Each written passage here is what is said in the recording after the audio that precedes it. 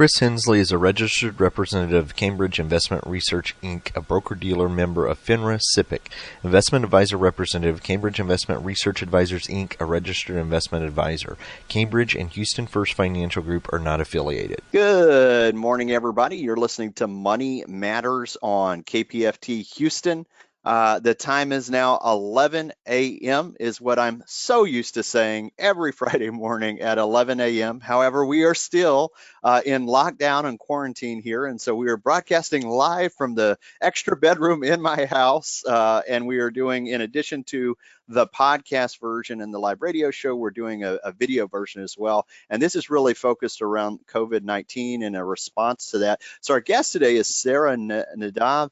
She's a behavioral economist specializing in decision making during a financial crisis. A couple articles that she had posted recently that I thought were really well done as far as looking at some of the solutions and just kind of brainstorming and thinking of things that we might do to respond to COVID-19. So we'll do kind of a deep dive on that. If you are a longtime listener, you know we always reserve just the first few minutes of the show to tell you a little bit about what's going on in the Houston and the Gulf Coast area when it comes to financial literacy. Right now, Houston Money Week, which you've heard me talk about since last year, the fourth quarter of last year, we were building up, and April was Financial Literacy Month. So we've pretty much hit pause on that. Some of our nonprofit partners, the Women's Community Center here in Houston, Women's Resource Center, has been doing financial literacy talks virtually. And so that's one of the things we'll share with you as we move forward. But pretty much everything else has kind of been put on pause for now. We have our 100 Teens event that takes place in the local Houston Fed. But that also has been put on pause. So we're not done. We're just putting it on pause for this first quarter. Most of the free and events that we have for financial education are held out in the public, so they're large groups, so we're having to get creative as far as how do we get these free events out to people. But stay tuned. We will keep at this, and we'll let you know as it changes. With that, Sarah has been waiting very, very patiently. Sarah, thank you so much for joining us today. Thank you for having me. Absolutely. So now I did share that you're a behavioral economist, and you've got a couple different articles that kind of got on my radar here. But can you share something about yourself outside of the bio that I've just mentioned with listeners so that we can get to know you a little bit better? Sure. Well, I started out learning about human behavior because I was interested in how to bring positive change, how to help people make good choices, not necessarily about money.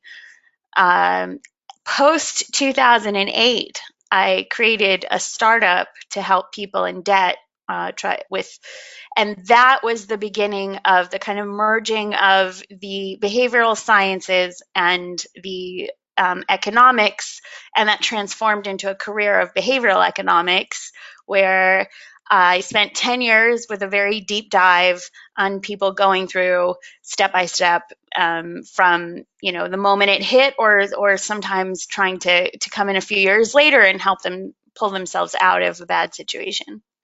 So that sounds like something that would be really handy right about now as we're going through this pandemic that we didn't really plan for. COVID-19, we've planned for things that we want to recover from, but this is one of those things that people, I would say, didn't necessarily have on their radar there. One of the articles that you published, high stakes poker and the zero sum game. I like that. Could you tell us a little bit about that and what your thinking was on that? Yeah, sure. So part of behavioral economics is understanding things like game theory, how people make their decisions, and why. Now, there's lots of different strategies that you can take in a given situation. There's a win-win strategy where you come to a negotiated compromise, and two sides can walk out. And there's a zero-sum game. And the zero-sum game is anytime when you're in a situation where there's one clear winner and one clear loser. And that's why poker, it's a zero-sum game. You win. If somebody's going to win chips, they're going to walk away with a table with your chips. Right. There's no way to win without you losing, is the zero-sum game. I thought about it in terms of COVID-19 because there's been a lot of debate where people have tried to pit the economy against health, to say this is a trade-off we need to make. And the point I was trying to make is that actually COVID-19 is a zero-sum game situation where you get a good, healthy economy and a healthy population, or you get an out-of-control virus. And that those have to be seen in these kind of dichotomies, not negotiated win-win situations. I love that. What stood out about that is that just even the discussion of solutions is like a nonpartisan approach. I think the way that we will get through this is by kind of stepping back and looking at it. So I'd like that. That really made a lot of sense there. You also had another article, one called "How a Financial Freeze Could Protect Us from Economic Collapse." Could you tell us about that as well? Yeah, that's something that I'm very passionate about in terms of working towards a solution. And that also pulls back on my experience of working with people in financial crisis. There's only one predictor of people who will go into debt. And there's been a lot of research looking at, is it people who overspend or have impulse control? Is it people who want to compete with their neighbors or the Joneses? And actually, the only consistent predictor of someone who will go into debt is someone who has a family and their income goes below their fixed expenses, meaning their rent, their car payments, their existing expenses, which they can't do anything about and they can't lower. There's as frugal as you want to be, and then there's the bottom line. Anytime the income goes below that amount, people go into debt and it starts a crisis. So I know working with people, but doing budget counseling, and before I was a financial advisor, I did consumer credit counselors or consumer credit counselor Southwest, and I dealt with a lot of people on credit card budgeting. And there's only a few things that you can do when the expenses are more than the income. And so you said that's kind of the triggering event for the debt. That's what starts them in that direction. That's a triggering event for the debt, and but on a larger scale, people don't actually realize how much flexibility we have with banks and institutions. So the idea is, if you freeze fixed expenses, then you can actually make a really large impression, I suppose, or a reduction in the pressure on an individual and a reduction on the pressure for government support. Government does not have an unlimited amount of money to continue pouring to individuals or to companies or to small businesses for a long term, especially when we're talking with people in a very wide range of socioeconomic needs.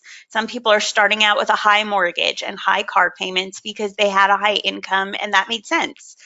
Some people are starting out on a very subsistence level, and they need much less money. Regardless, the government is not going to be able to cover everybody's needs at every level. They can provide a universal basic income and calculate how much do people need for food, how much do they need for medicine, how much do they need for essentials. And the government is pretty much equipped to supply that for quite a long time without creating a significant deficit or more of a deficit than we have right now. And the banks are more flexible than you would think. When you pay your mortgage or your car payments or your loans, that's their revenue. And they use that money to go on and further lend. The government could support them to essentially put a pause on collecting those payments without interest and tax and support support the businesses, support the lenders so that they don't collapse. Because also, to be very blunt about it, the alternative is that people stop paying and you see mass foreclosures, which is a cascading series of events that's not good for the banks either. So there are people who will say, "Oh, this fixed expense freeze isn't it? It's wild, it's crazy. It's actually sensible and could be implemented fairly quickly." So I'm just smiling as you say that, because if we had this conversation in January, then yes, people would have said, "What are you talking about? This is crazy." But we also would not have foreseen the Fed dumping trillions of dollars into corporate bonds. And this morning, I think they dropped money into corporate bond ETFs, which is a first.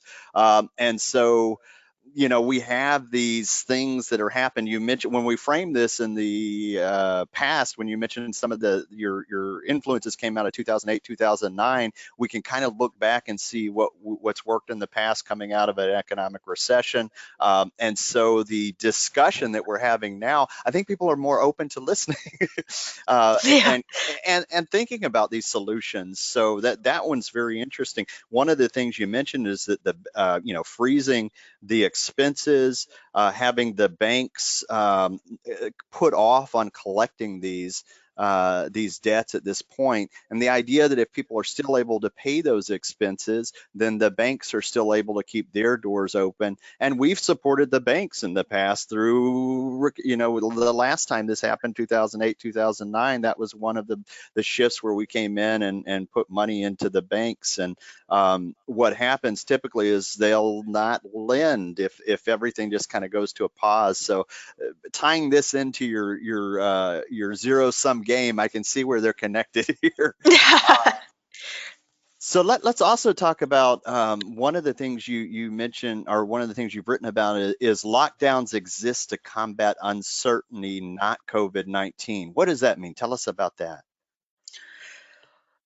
Well, COVID-19 is very new. And for as long as the weeks or months that we've been dealing with it, we are daily discovering new parts of the body that it attacks. We're discovering the long-term effects. We know when people would say, "Oh, well, it's just killing old people," it's like, actually, no, we know that it kills old people first. We don't we don't know what happens in a few months. Um, and we don't know how to deal with it. So the lockdowns are essentially a way to say, give us some time to come up with the treatment, give us some time to find out how this spreads, give us some time to find out which businesses are safe to be open, which businesses are not safe to be open, if this really is dangerous only for the elderly, or if this is, as they're finding, young people are now getting strokes. Um, Children are having blood diseases. It's the So the uncertainty is the time that we need to protect the general public while scientists and doctors figure out really what this is and what we're up against.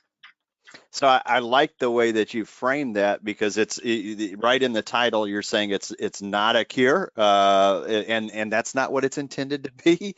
It's intended to buy us time, and it's good to have a reminder of that as the next 3 months roll out, and we see what unfolds in front of us. Time is really one of the only things that we just putting that extra amount of time to step back and use some critical thinking skills to come up with some solutions. That's one of the only leverage points we have here. So I Yeah. think that's huge. One of the other things I wanted to ask you about is there's an art now. Specifically, you wrote an article called "Heads Up: Marketing and Sales Teams Are the First on the Chopping Block." Now, I know there's a Yeah. lot of people that just lost their jobs. Uh, Historically, we haven't recorded unemployment numbers in the Great Depression, but after that, this is the largest one on record right now. And Yeah. so, what do you want to tell those people who are in marketing and sales when it comes to this? What I'd like to tell them is actually to focus on their communities and local businesses. A lot of people with world-class marketing skills are being cut from some of the biggest players, Google and major tech companies and major brands are cutting their sales and marketing teams. I believe that the best thing possible um, for economic sustainability is to refocus on local and keeping local businesses alive and helping them get online and helping them continue to provide their services. So my message really is for sales and marketing teams is to look at your community, look what you can do for the businesses around you so that you can help them continue to have revenue, and then that will, be a virtuous cycle. So I love that because the small business owner, the entrepreneur, those are the ones that are getting hurt a lot right now. And the Yeah. idea of keeping it local is not a bad idea in general. But specifically when we're going through these economic downturns, that's huge to keep that on the radar and remember that. If you're just joining us and you're listening, we're talking with Sarah Nadav, and Sarah has set up a website called now let me say this because it's a long title here. rapidconcovid19.com. So it's the word It's rapid and then econ like economy. So okay. rapid econ COVID-19. So I love that. So it's rapid econ like economy COVID-19.com. So if you want to find out more about what she has done, because it sounds like you've put a lot of different resources. In fact, tell us a little bit about the website. Well, the website, I've got a wide network of entrepreneurs, futurists, technologists, investors, philanthropists, marketers, um, people who are working on every level of tech and finance. And I opened up my network, and I have like 30,000 followers on LinkedIn, and I went all out, and I was like, join in, sign up. Here's a Google form, super simple. Let's get together. Let's speak weekly. Let's write white papers. Let's come up with ideas. Let's take a departure.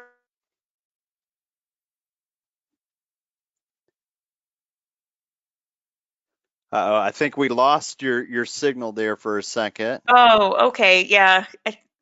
Okay, I Yeah, think you're back. we're back. Okay, where'd we leave off? I had just, or you were talking about your network and putting that together, and then the response that you've gotten about writing white papers and that sort of thing. I think that's right where we.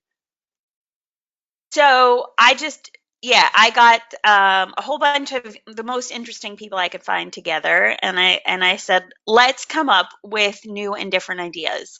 We have new and different technology. We build a lot or base a lot of our ideas on economic theories that were created 100 years ago, 200 years ago, 50 years ago, and we've just been motivating so quickly. Technology has brought us forward so quickly that let's take a departure. Let's put anything that is expected or traditional to the side, and let's try to come up with something wild and crazy and different and possible. I love it. I love it. Well, let me before we end here, let me ask you just one question here. We're doing kind of a two-part series, so I would say this was our response to COVID-19. Eventually, we're going to do one called "Digging Ourselves Out of the Recession" when we get to it. Do you have any tips for people when it comes to digging yourself out of the recession that you might share with listeners? I have one tip that everybody, I believe, should hear, which is to right now start viewing this as a hero's journey, and this is day one. You are confronted with a massive challenge that is not going to go away anytime soon. You should be planning for the next 2 years on how you're going to manage, and that the choices that you make right now are going to dramatically affect you in the next few months. So I highly recommend two things. One is extreme downsizing, as quickly as possible. And the other is connecting with neighbors, communities, friends, and collectively working together to come up with solutions and to pressure local governments and the larger governments to answer important needs of people and not of corporations.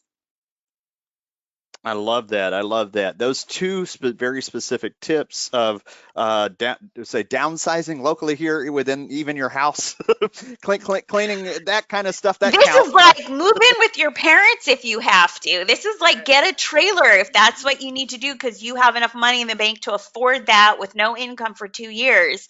I'm not talking small or easy solutions. I'm saying look at your money you have in the bank.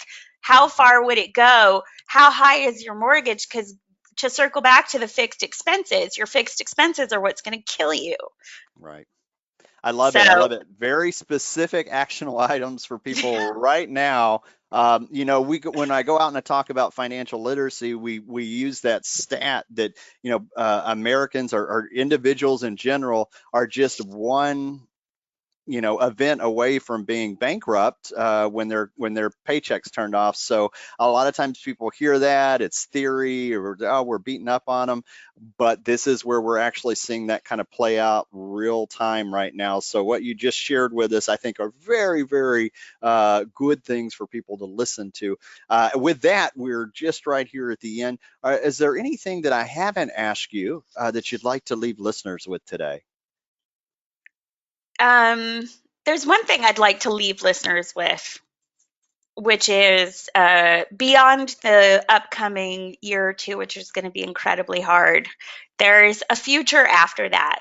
The epidemic, the flu 1918, went right into the Roaring Twenties. The plague of medieval times led to the Renaissance. There is a lot of really positive and beautiful things coming in this world. And it's just like if you need to hunker down and get through now, deal with that and then try to prepare and live in the expectation of better things to come.